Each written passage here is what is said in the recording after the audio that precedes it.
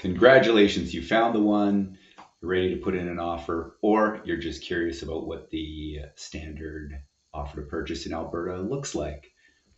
Let's run through the Alberta Real Estate Association form. I'm going to cover the residential form. I'm going to cover the condo form, condo offer to purchase.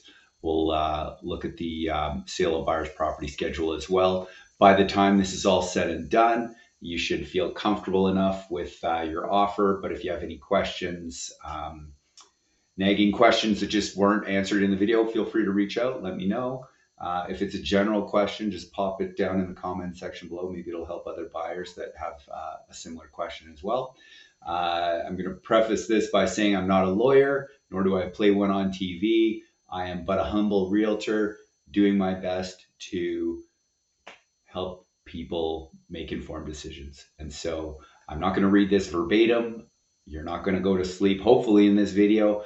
We're just going to run through real quick, dive in, and cover the meat and potatoes of the offer to purchase.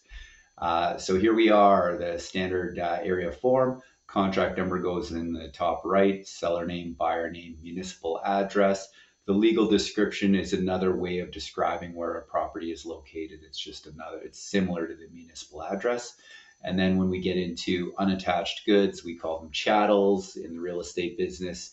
Anything that you'd like to see included that is unattached, fridge, stove, dishwasher, I guess this is attached, but we list them anyways. Window coverings, garage door opener, remotes, central vacuum system, the attachments, the hoses, all that type of stuff. I know when you talk to the lawyers, they'll say, when in doubt, put it in. Ink is cheap, so just write it in.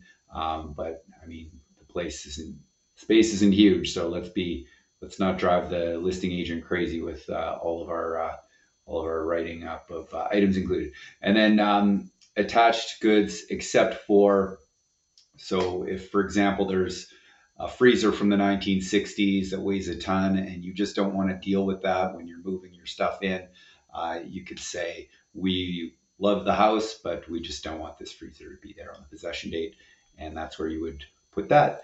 Offer price, so whatever you decide you want to offer, we can get into negotiations in another video or just in a private talk. But ultimately, whatever number you decide to put, that's where it's going to go. Possession date, your ideal possession date, and it should be a weekday.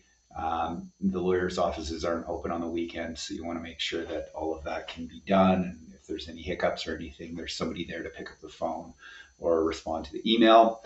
I have heard some people say you don't want to put it on a Friday. Fridays are too busy and the sale might not, or the purchase might not close on time. I haven't actually ever seen that happen, but I guess it's possible. So yeah, if a Wednesday, Thursday works better for you, that's also an option as well. And then the seller's brokerage is the brokerage that typically handles conveyancing and getting all the documents to the lawyers. So we put seller in there. The seller's brokerage is also almost always the trustee for the deposit, and the buyer pays the deposit. Depends on the purchase price of the property and the marketplace, whether it's Calgary or it's rural. That will be to be determined based on the situation. And then how is that paid? That's paid by bank draft, wire transfer, e-transfer. There's several methods. It depends on the brokerage and how they, what their deposit instructions are. And also in terms of the deposit, that is part of your down payment. So if you're putting 5% down and you're putting an initial deposit of 10,000, that 10,000 goes towards that and counts towards that 5%. That question comes up often, so I just thought I'd clarify that. And then we also need to have a deadline in here. So whether it's we're writing this on the weekend and it's going to be in by Tuesday at 5:00 p.m., then we would put that in there. Additional deposit, sometimes after conditions are removed, there is an additional deposit. This is where that would be stipulated. Dower, so if there's one owner on title and that owner is legally married and that either of the couple have spent a night in the property, then dower rights do apply. And at that point, we would have we would be requesting in this offer that the seller provides proof of this dower consent, and that needs to be signed in a lawyer's office in front of a lawyer. Maybe a paralegal, I don't know, I'm not a lawyer, but anyways, it has to be signed at the lawyer's office. I'm quite certain it has to be signed in front of a lawyer. And in terms of your conditions, the the standard that you're going to see is financing condition. If you are a cash buyer, obviously that's not the case. You don't need a financing condition, but you're going to want a financing condition in here. Property inspection, home inspection, that's a pretty standard condition that we see as well. And then a sale of buyer's property condition as well. So if the buyer has a property they want to sell, if you as a buyer have a property you want to sell, this is where we would put that condition and the deadline for that. And now in an extreme seller's market, the sellers would prefer to see unconditional offers. And so earlier this year, now we're in October 2024, earlier this year we were seeing a lot of unconditional offers, and hopefully those buyers didn't actually require financing if they're writing unconditional offers. That is not advisable to be writing unconditional offers, but sometimes the situation dictates people need to do what they need to do to get their offer accepted and get that house that they want. If there were any additional buyer's conditions, this is where we would put them in here, whether that would be, say, like a sewer line scope, just to see in an established neighborhood with mature trees, what does that sewer look like between the house and the city line. Maybe it's a wood stove or a wood fireplace, and you'd like a wet inspection, WETT, wet inspection, wood energy technology transfer. This is where you would deal with any additional conditions that you wanted to put in. And there might be others, situation dependent. It really it depends on what we're looking at there. And if we were queued up for any other issues that we would want to investigate ahead of time, right? Seller's conditions, maybe the seller needs to verify some information, or maybe they need something to be completed. We don't see these very often, but this is the location where that would be written in. And then financing schedule in terms of seller financing, mortgage assumption, we don't really see that anymore. Back, I think, before 2007, I think it was 2007 that we eliminated the assumable mortgages without qualifying in Alberta. And up until that time, it was like the Wild West. You could, if you had the money, you could go in and assume a mortgage, not qualify for it, just make the payments, and that's your house. But after 2007 or midway through, that's when that was eliminated, if memory serves me correctly. Tenant schedule, if it's a rental property, manufactured home, if it's modular, sale of buyer's property schedule, we'll get to that over here.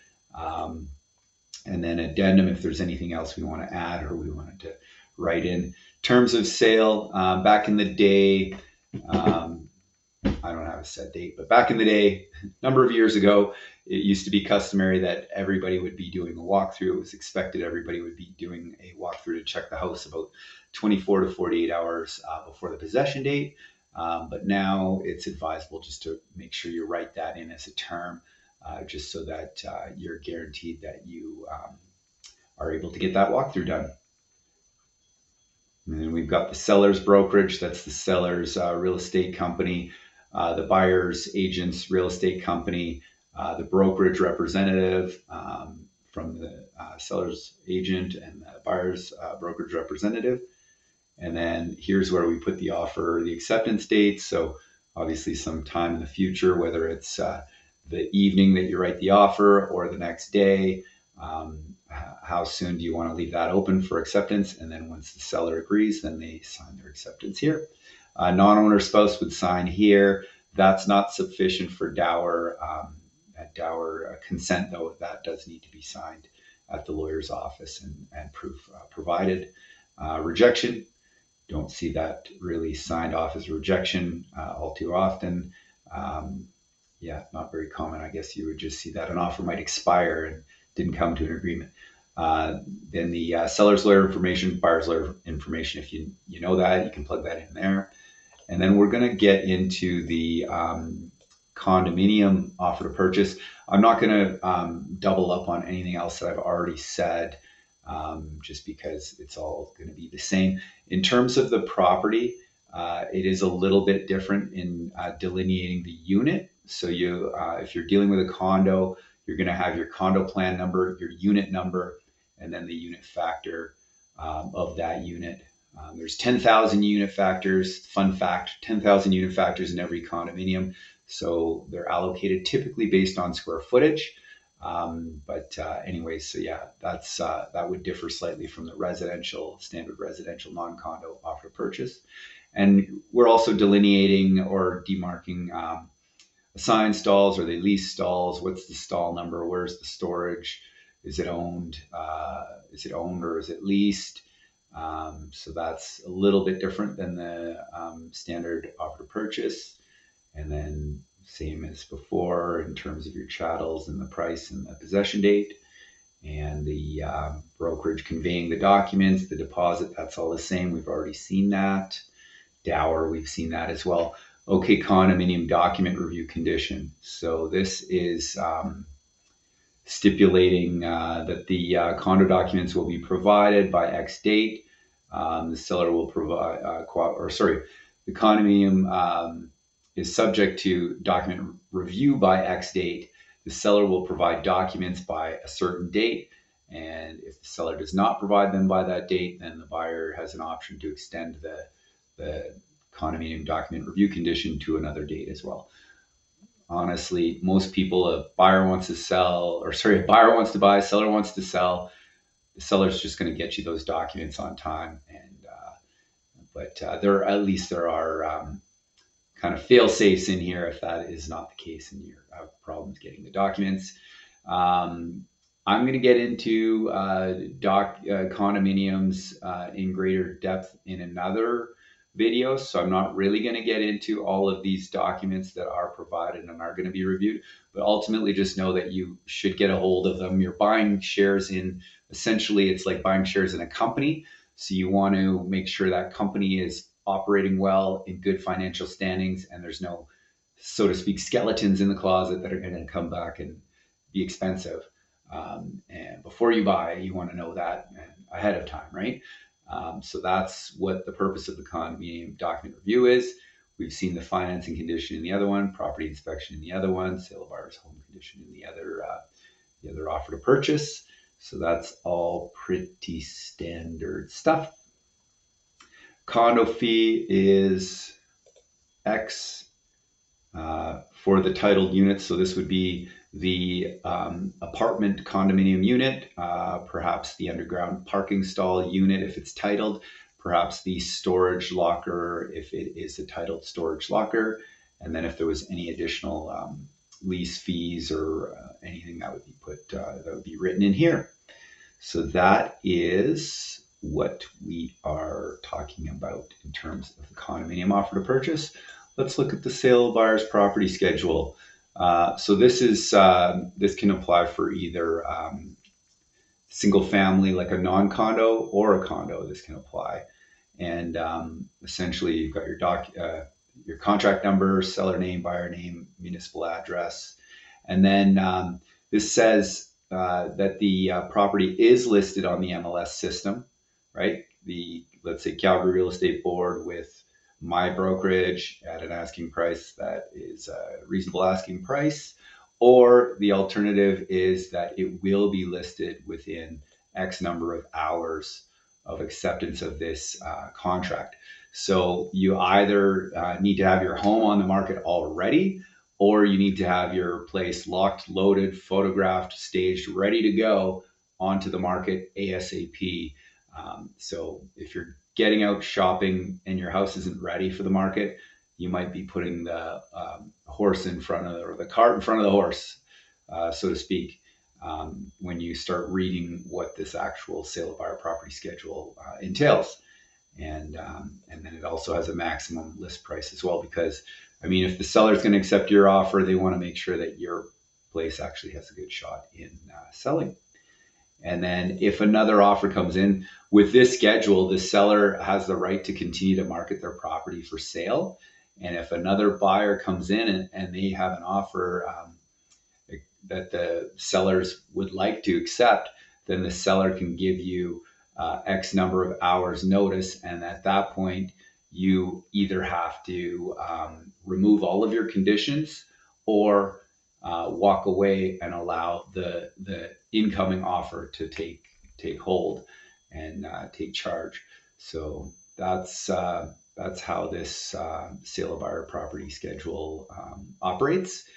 So that's about that for the, we've done the standard residential offer to purchase for non-condo.